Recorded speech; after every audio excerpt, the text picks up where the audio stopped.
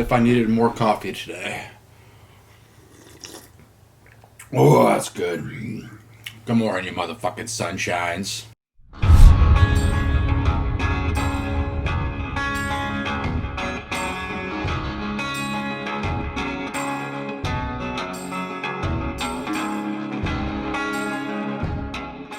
Alright mofos, how y'all doing? Welcome back to the Habitat channel. If you're not familiar, this is the most family-friendly hiking channel on the internet today.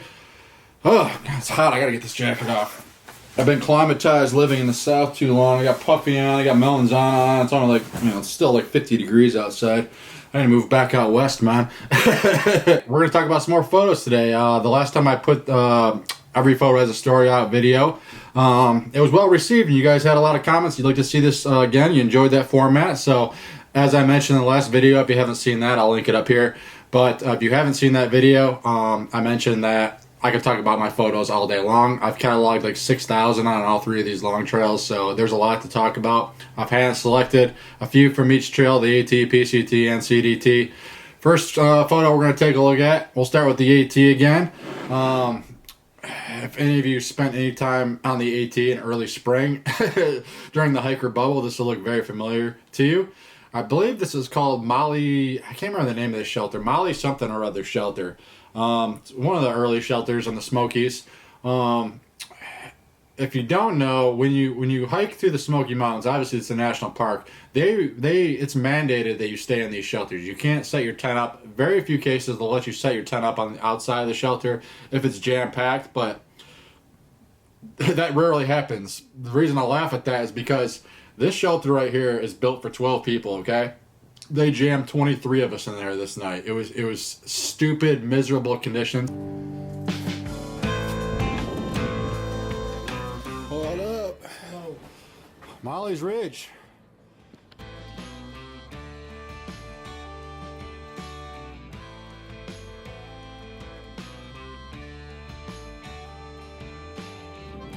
It's 23 people in a shelter built for 12.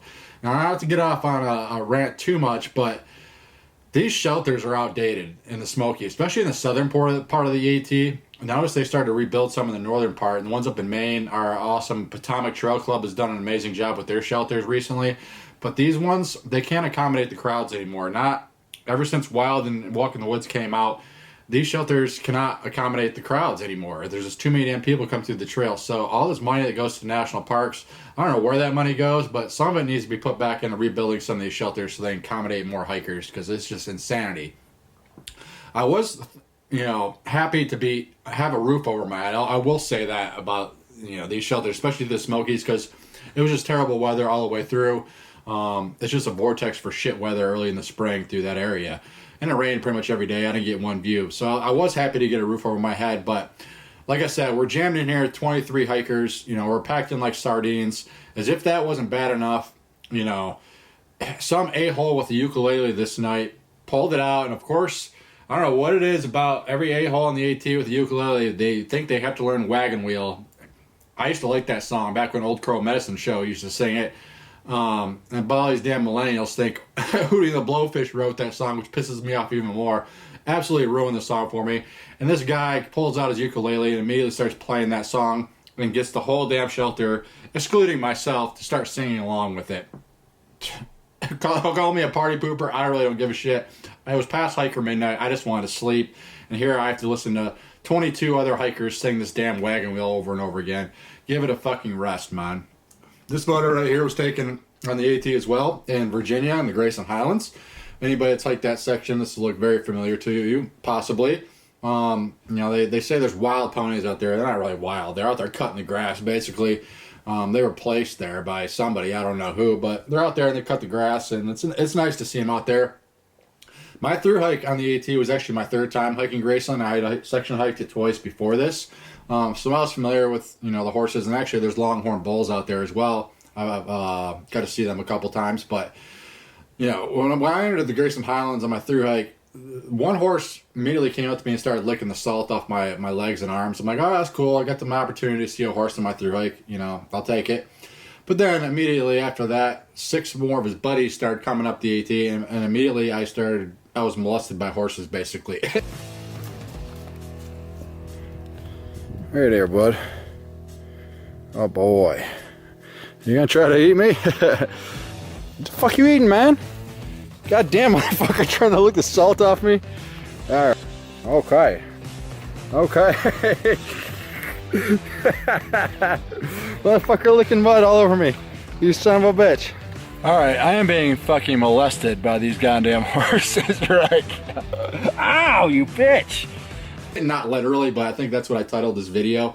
Molested by horses rather than dances with wolves. I had two horses, one on either side of me, licking the salt off my legs and arms. And then you can see over my left shoulder, I have another horse behind me, and then over my right shoulder is another one in the background there. While these two on either side of me were licking the salt off my body, that horse over my left shoulder came up. I had a bag of chips in the back mesh of my pack, right? That horse came up behind me and stole the bag of chips out of my pack while I was wearing it. So I had to take off down the trail running after this horse to get my bag of chips back.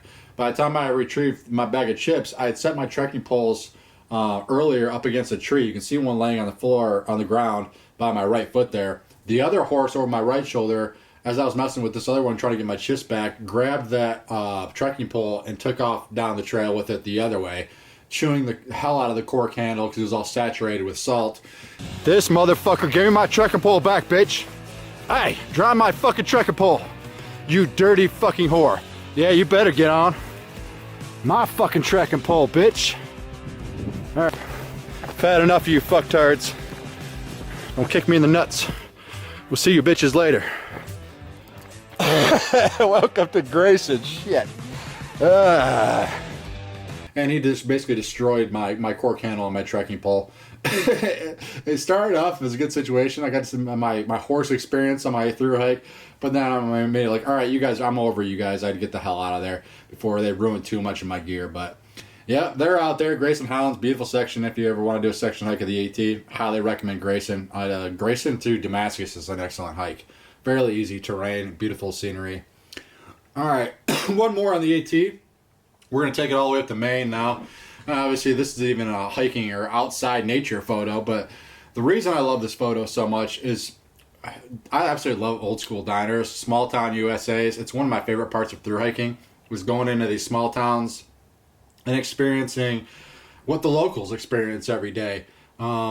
This is Mills Market Diner up in Andover, Maine, I believe. And if you notice over my left shoulder there, next to the photographs on the wall, you can see that pegboard there. Well, this diner was actually also their hardware store and their grocery store. And it was their diner, and where all the old guys come every morning to drink their coffee and bullshit about the weather and how old they are. And Come and give me some breakfast if that's all right. You want breakfast? Oh yeah, it's breakfast.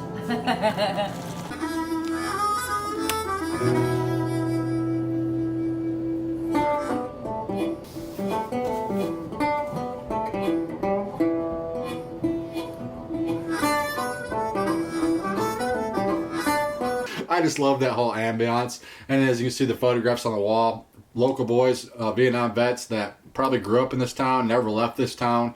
I think I know I at least zeroed in every main town, possibly double zeroed in every main town. I just love those small town USAs. Everything's walkable. It's only like 2 blocks.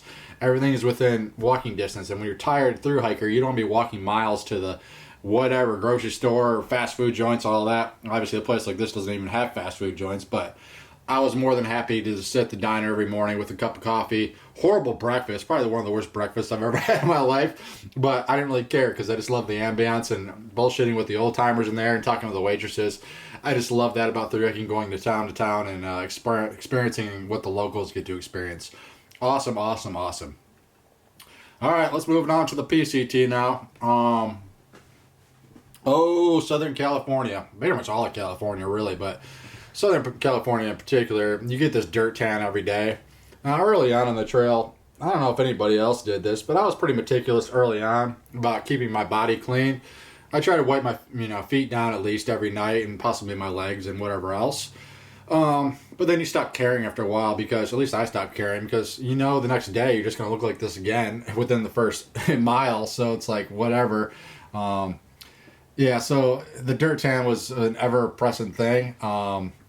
But this particular photo here, you can see me filling up my water bottle. At this point, this is one of my biggest mile days on the PCT, one of the bigger days. I think I did 30 plus on this day. And I know I was stressed about water, as I was a lot on the PCT. But this day in particular, I remember looking at Gut Hook, and they claimed there was a well-maintained water cache coming up where I planned on camping that night. I never trusted Gut Hook until I see those water jugs with my own eyes. I didn't trust anybody, not with water, not with my life. So I always tended to carry more water than I needed. But at this point here, I think I had about half a liter to a liter on me to make it to camp where the supposed water cache was. So I hiked it in there, and as I was walking to this water cache, I hiked all day because I did 30 plus. I hiked past sunset. That sunset that night, I remember, was amazing. One of the best on the PCT. Cotton candy sky. I had a couple of jackrabbits pass me on the trail.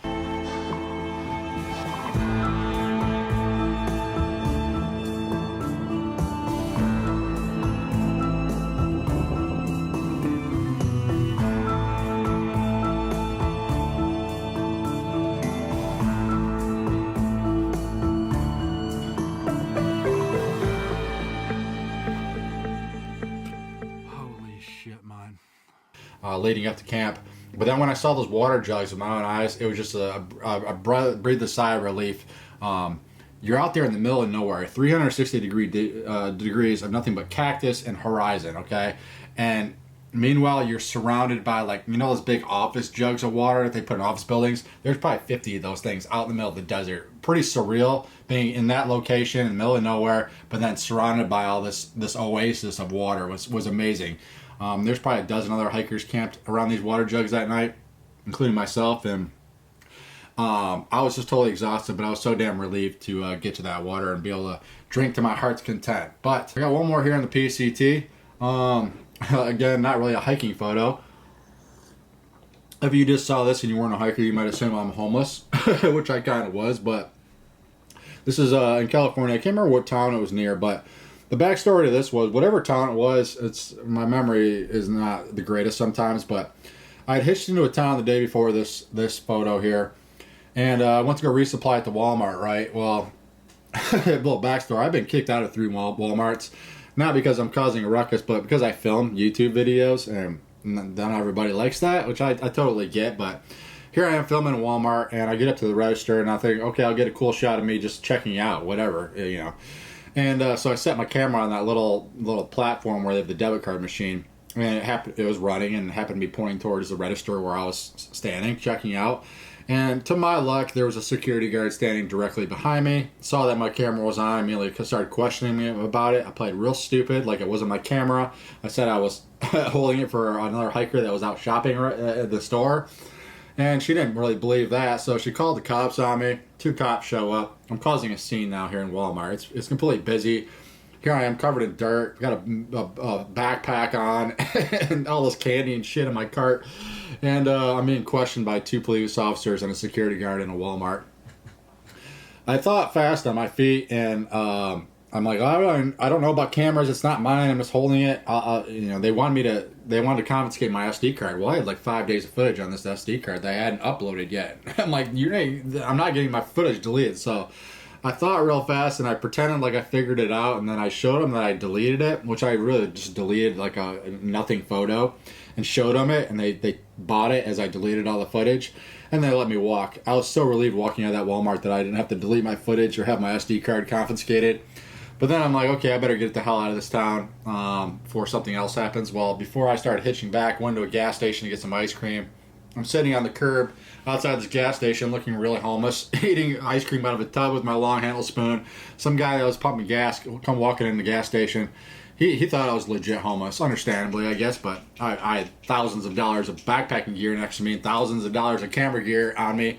He didn't put 2 and 2 together. Obviously not a hiker, but he thought I was homeless. He offered to put me up for the night. Do you need anything? Do you need money? Can I help feed you for the night? Blah, blah, blah.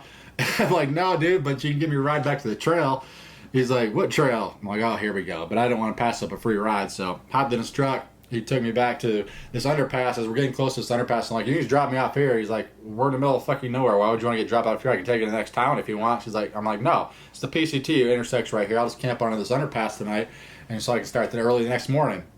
I'm trying to explain to this guy that I'm not homeless. Meanwhile, I'm asking him to drop me off at an underpass so I can camp underneath it. Pretty damn hilarious. It was a tough time setting up my tent here, but we got it set up, and actually the sound of the cars going over the top of that at night put me to sleep. It's almost like the sound of the waves to me.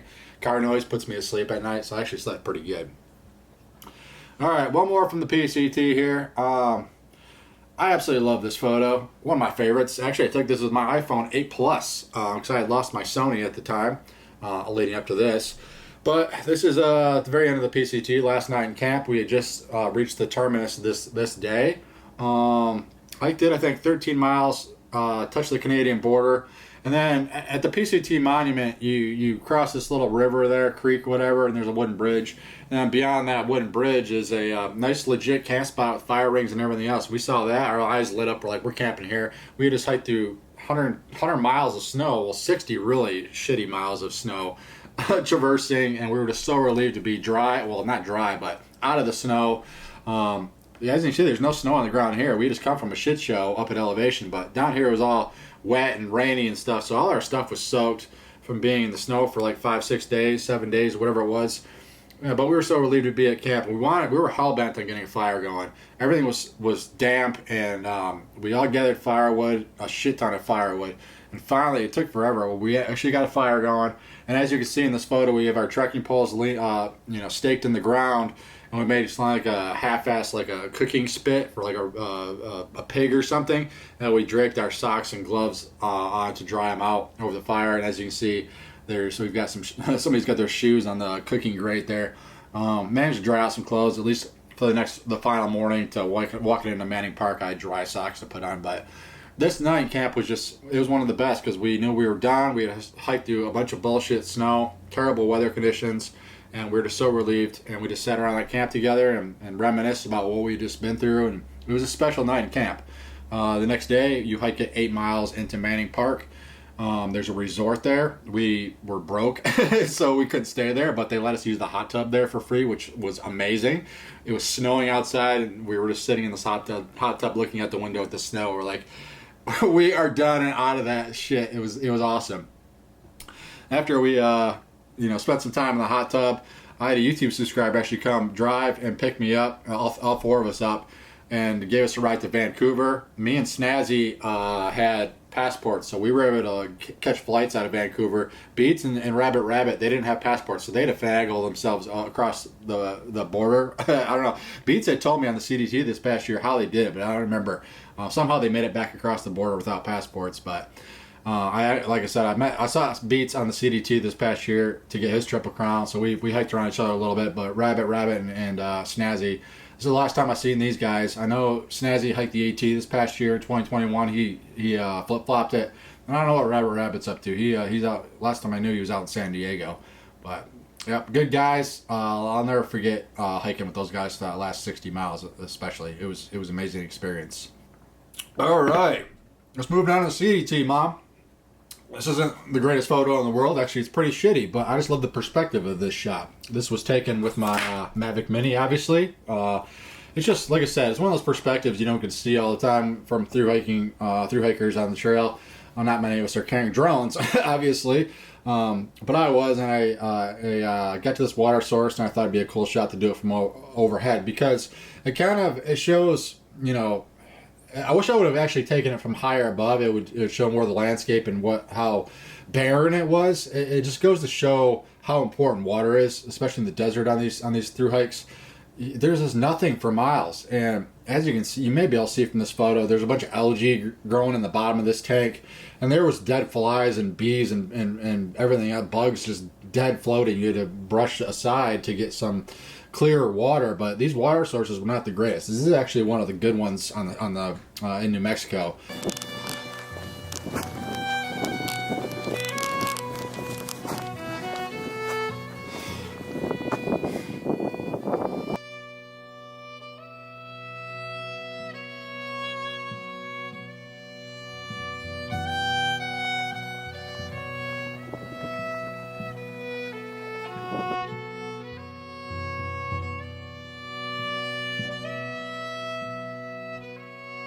That we came upon, but again, going back, it just through hiking brings you back to the basics. You know, food, water, shelter, clothing. You rely on this stuff for your life, and you're so appreciative when you actually get to, especially a water source. So I got here, and you know, I was always paranoid about water, so I always loved camping next to, if I camp on a water source. I actually camped at like 100 yards from this water tank.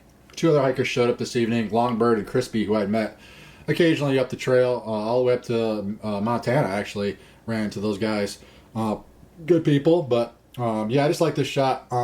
The Mavic Mini it worked out well, especially for video. I thought it did amazing. It shoots 2.7K, but as far as photography goes, think of it as a flying iPhone. It takes 12 megapixel photos, so not the greatest resolution in the world, but you can get, you know, interesting perspective shots like this when you carry a drone. Just don't be an a-hole with those drones, and they're illegal. You don't be the a-hole flying around people and animals and all that shit. That's all I'm going to say about that. Moving on to this. Well, this is actually in New Mexico as well. Early on, I think this is just after the Gila Wilderness, if I remember correctly. I think this is the first Milky Way shot I attempted on the CDT. I think it turned out fairly well. Where's that lens? I'll show you. Do I have that lens available? I do. So, if you're thinking about getting an astrophotography, there's many lenses you can go with, but this is a Sony native lens. This is what I bought specifically for astrophotography on the CDT. This is the Sony 20mm 1.8. It worked out well. It's extremely lightweight, so if you're on a through hike, you can justify carrying this thing because it's so light and it takes up little room in your pack. The way I protected my lenses in my pack was I just took an extra darn tough sock and put that over it and stuck it in my pack, so it kept a lot of the dust out. But this is what I shot this image with here. So I used an app called PhotoPills to shoot these Milky Way shots. It allows you to use augmented reality, so you can frame your shot. It shows you where the Milky Way will be at night. So I got to camp early here.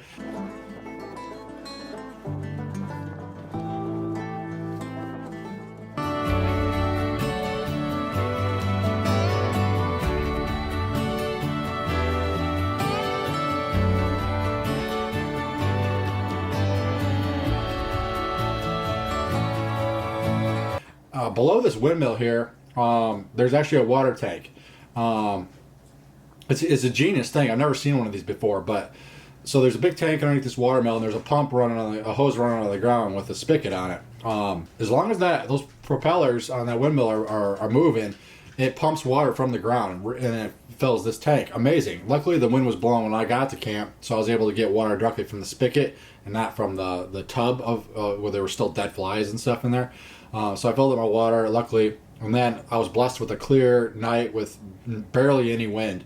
There was a little bit of wind. As you can see, the propellers on the windmill are blurred out because I took a 15-second exposure on the shot. And you know, when you're opening up the sensor that long, obviously it's gonna capture any sort of movement.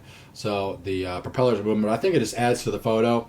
And like I said, with the app PhotoPills, I'd framed the shot during the day as soon as I set up camp because I knew I wanted the Milky Way directly behind this windmill, straight above it. So I framed that during the day, so I knew exactly where to put my camera. I didn't plan on it looks like the Milky Way is actually coming out of that tree, which actually looks pretty damn cool too. I didn't plan on that, but it just happened to work out that way. Amazing clear night sky. After I took these photos, I took many. This is the one I settled on, but the night was so clear that I just sat outside after photographing it for like probably close to an hour and just looked at the stars. It was an amazing night. Alright, I want to do one more to keep this video not ridiculously long, but if you've made it this far, we got one more for you. This is taken up in Montana along the Chinese wall. The image itself, I like how I framed it. I couldn't have asked for better conditions. You can see, obviously, you have an epic, the Chinese wall is epic to begin with. You have that in the background, and then you have the amazing, mean-looking sky above, and you actually have a little bit of the trail and a tree over my right shoulder there. But I think I framed it fairly well, and, it shows how massive that wall actually is. I don't know how tall it is, I can't remember, but it's a long-ass wall. I think it's close to 12 miles long. It's massive, and I've actually flown over this thing now. Aside from the image, the reason why I like this photo so much is it brings back a lot of memories from when I used to live up in Montana. As many of you know, I worked on a guest ranch. I'd mentioned it before. doing pack trips, and this is one of the locations we used to take guests up on horseback riding trips for weeks, for a week at a time. We used to base camp at the Chinese Wall and then just take them on horseback riding trips along the wall for a week. It was an amazing experience, but it was tough fucking work. I had never been on a horse. I remember my first trip. I'd never been on a horse, really, for any extended period of time. How I finagled myself into this job is a whole other story I won't get into in this video, but I managed to lie myself into telling the boss that I was an experienced horse person, which I grew up in Michigan, not around horses. But anyway, my first job, I'm the greenhorn, so they give me the shittiest horse possible, right, as a joke. This horse would not keep up no matter how much I kicked it, right? And they're all laughing their ass off at me. So we would run, usually there's 3 people, 2 horses in the front of the pack, and then we'd have like a string of 12 mules, and then I was in the rear on my horse. And my horse would not keep up no matter how much I kicked this damn horse. It would slow down, then I'd have to kick it, and it would go into like a full gallop to get back up to the rear mule. And they're just, the other crew guys are just laughing their ass off at me because they knew purposely that this is a young horse and they didn't know what the hell it was doing. I was like, fuck you guys. Well, finally, this horse had gotten so, I was so pissed off, I was over it. I reared back and I just kicked this damn horse as hard as I could to get it going. And that thing took off into a full gallop, and I'm pulling on the reins to slow it down, and I didn't pull early enough, and this damn horse ran into the rear mule, and the rear mule reared back and kicked my shin and opened it up like a huge, like 4 or 5 inch gash in my shin, and I was bleeding like a stuck pig. God damn. And my coworkers, my boss, and the other guy I was on the crew, they're just like in tears laughing at me. I'm like, you sons of bitches. And I'm sitting there bleeding. I don't have anything really to wrap it up other than a bandana. So I wrapped a bandana around it. I'm like to my boss, we still got 15 miles to ride on these damn horses just to get to camp. He's like, well, what do you want me to do about it? Drink some fucking whiskey and shut the hell up and keep riding. Like, you don't bitch about anything out here. This is Montana, okay? What are you going to do? Call the next closest Uber and get you to town? That shit don't work out here. So it taught me a hard learned lesson, not to bitch about things. You just suck it up, buttercup. And I think it's translated in my thru hiking. Ever since this experience working for this ranch, doing these pack trips, I do bitch on YouTube, obviously, but I always get the job done, and I might bitch about it, but I'm going to keep going no matter what. So working on that ranch, it was very tough work, but it taught me a hard lesson in sucking it up and keep pushing forward. So it's definitely helped me in my thru hiking these last few trails. But that is the last image we're going to go over. Again, I could do this for days. We might have to make a series out of this because I've got a lot of photos to talk about, and I love reminiscing about this stuff. So as long as you guys want me to keep doing these, I will keep doing these. But that's all the photos I'm going to share with today. A little update on the calendars. First of all, thank you to everybody that's bought calendars. It's been amazing, more than I ever thought there would be. The first run, the pre-orders have gone out, so if you haven't got it already, you should be getting it in the mail soon. The second order, the people have ordered it. They're being printed right now at the shop, so I should be getting those this early next week, and we'll get those out as soon as we can. If you do want to purchase a calendar and you haven't already, or prints or merch or anything else, go to my website. I'll link it down below, www.savedbymountainsphotography.com. A lot of people have asked me where to find the print section or the merch section. You just go up to the top left of the website. There's 2 little lines. It's a drop-down menu. Hit that drop-down menu. You'll see prints, merch, bio, all that stuff. It's all of it will be linked right there on the first page of my website. You just have to hit that drop-down menu. So with all those purchases, I was actually able to order my new Sony camera that they finally released, the Sony A7 IV. I've been waiting for this camera for like 3 years now. Finally released it. Got my pre-order in. And they're not shipping them until the end of December, so I should get that early, at the end of December, and then I'll be able to start filming with that for you guys. I might do a video specifically on that camera when I get it, showing the differences between the A7 III, what I've used the last 2 trails, and why I've upgraded the new one. I've also ordered a wildlife photography lens. I've been wanting to get into wildlife photography for about a year now. I've been obsessing over it, especially on the CDT. So I actually ordered a 200 to 600 millimeter zoom lens for wildlife photography. So maybe I'll start doing some videos of videoing, you know, some of the birds and squirrels and deer I have running around the house here. So that might be interesting. I'll show you all that when it comes in the mail. But in the meantime, thank you for watching. If you've made it this long, hope you have a good day. It's your boy IB Tat. We'll holla at you fuckers next time.